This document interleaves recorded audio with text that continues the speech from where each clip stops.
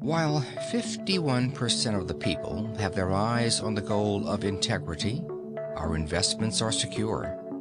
But with 51% of them headed in the wrong direction, our investments are valueless. The first fundamental of prosperity is integrity. While on a recent visit to Chicago, I was taken by the president of one of the largest banks to see his new safety deposit vaults. He described these, as bank presidents will, as the largest and most marvelous vaults in the city.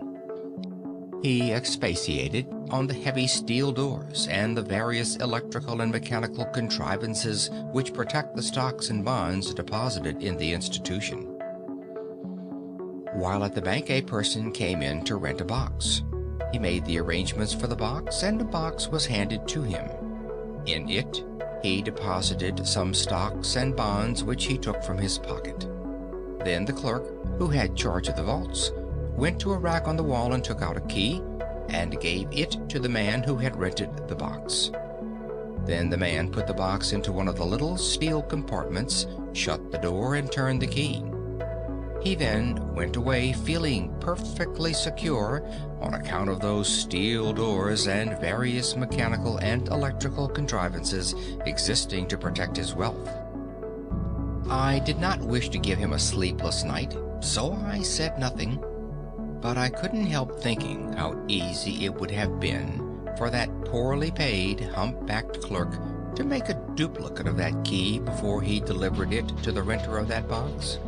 With such a duplicate, the clerk could have made that man penniless within a few minutes after he had left the building. The great steel door and the electrical and mechanical contrivances would have been absolutely valueless.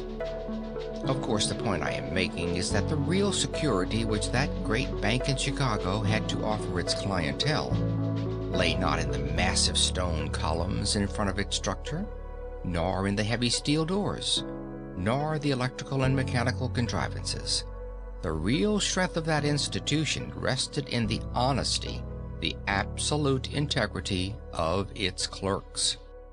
That afternoon I was talking about the matter with a businessman. We were discussing securities, earnings, and capitalization.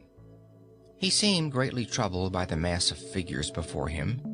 I said to him, "Instead of pawing over these earnings and striving to select yourself the safest bond, you will do better to go to a reliable banker or bond house and leave the decision with him."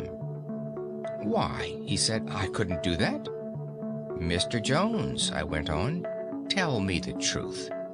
After you buy a bond or a stock certificate, do you ever take the trouble to see if it is signed and countersigned properly?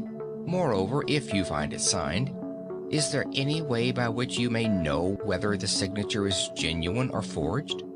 "No," he said, "there isn't. I am absolutely dependent on the integrity of the bankers from whom I buy the securities."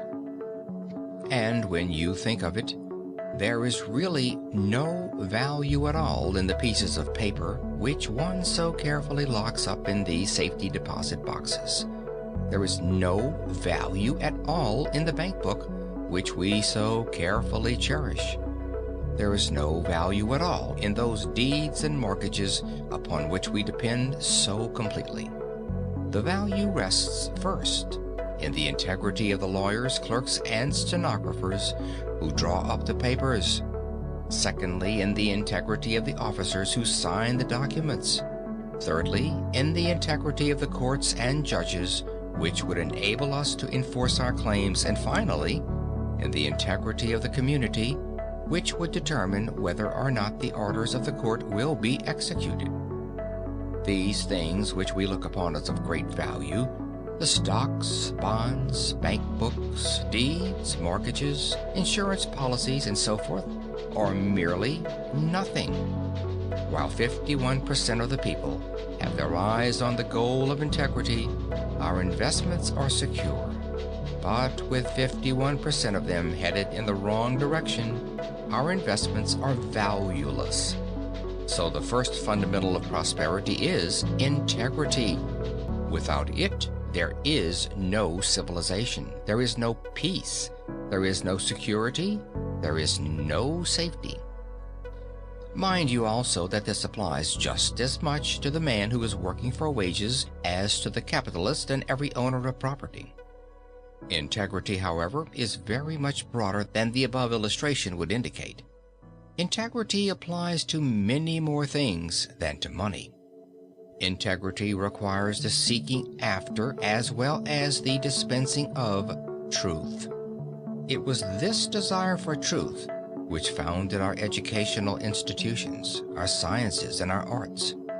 All the great professions, from medicine to engineering, rest upon this spirit of integrity. Only as they so rest can they prosper or even survive. Integrity is the mother of knowledge. The desire for truth is the basis of all learning, the value of all experience, and the reason for all study and investigation. Without integrity as a basis, our entire educational system would fall to the ground. All newspapers and magazines would become sources of great danger, and the publication of books would have to be suppressed. Our whole civilization rests upon the assumption that people are honest. With this confidence shaken, the structure falls. And it should fall, for unless truth be taught, the nation would be much better off without its schools, newspapers, books, and professions. Better have no gun at all than one aimed at yourself. The cornerstone of prosperity is the stone of integrity.